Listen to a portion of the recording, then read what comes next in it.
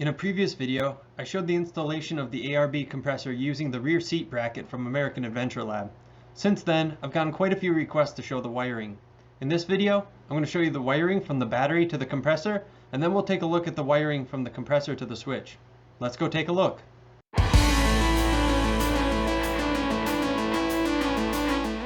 So looking underneath the hood here at the battery, you'll see that I have two 10-gauge wires connected to the positive terminal on the battery, going to an ARB fuse block, and those are spliced into some longer 10-gauge wire that I had to pick up to run into the cab. And those run along the back of the engine compartment here, along with a ground wire, and those go right over to just kind of next to the brake booster. Here is a spot, the grommet that you can pull out of the firewall to feed wires through. And I'm using two 10-gauge wires for this.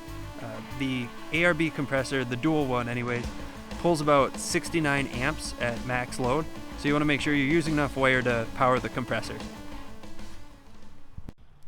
Alright, so those wires come in the driver's side footwell from that hole that we looked at underneath the hood, and I have the two 10-gauge power wires and the 10-gauge ground wire hidden underneath the plastic here in the door sill.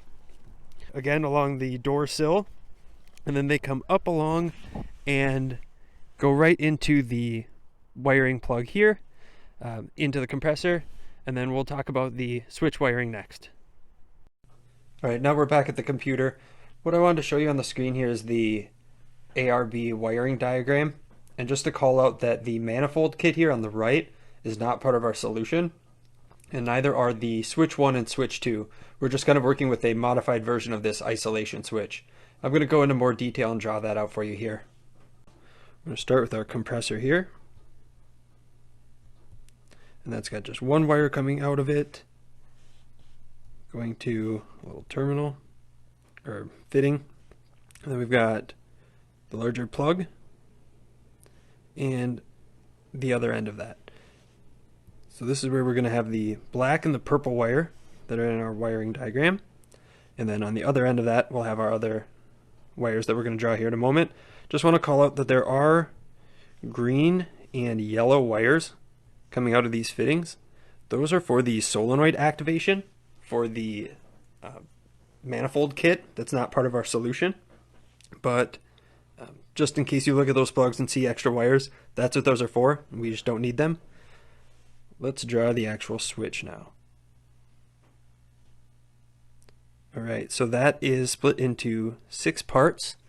So we have 3, 2, 8, 6, 7. So those are our connections on the switch. So 7 and 8 are our ground. Then we have 6 is our light. 2 is our 12 volt in, and 3 is our 12 volt out. Let's start by drawing a little battery here. This is our 12 volt ignition, and this is what I took off of the lighter switch. Definitely don't want to power the compressors off of that lighter circuit, but we can certainly use it for power just for the switch. It's only triggering a relay to turn on the compressor.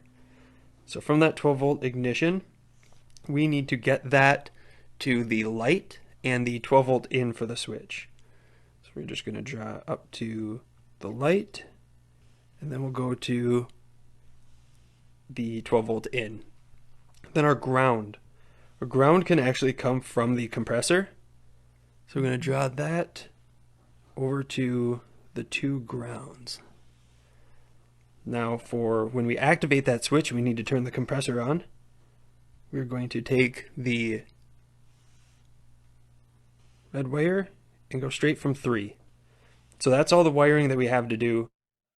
Just getting these connections to the right spots on the switch, and then you can plug it into the bracket, and you should be good to go. Just some last minute items. The 12 volt ignition power that was in the drawing, I opened up the dash and tapped off of the cigarette lighter power. Then I have a, I think, 18-gauge wire that runs along the center console, underneath the driver's side seat, and over to the plastic door trim back to the compressor. That way the compressor can only be switched on when the vehicle is in accessory or run, Most of the time I'm running the Jeep when I'm running the compressor. Usually have passengers that are cooling down in the truck anyways, so they can cool down while I'm airing up. And that way I don't have a dead battery when we're done. Let me know in the comments section if you have any questions or suggestions for future videos. Might have a video coming up on the installation of my GMRS and ham radios. Should also have a walkthrough video coming up, just going through some of the modifications I've made to the Gladiator. That might also give you some suggestions on things you'd like me to explain further. Please take a moment to like the video if you found it useful, and as always, thanks for watching.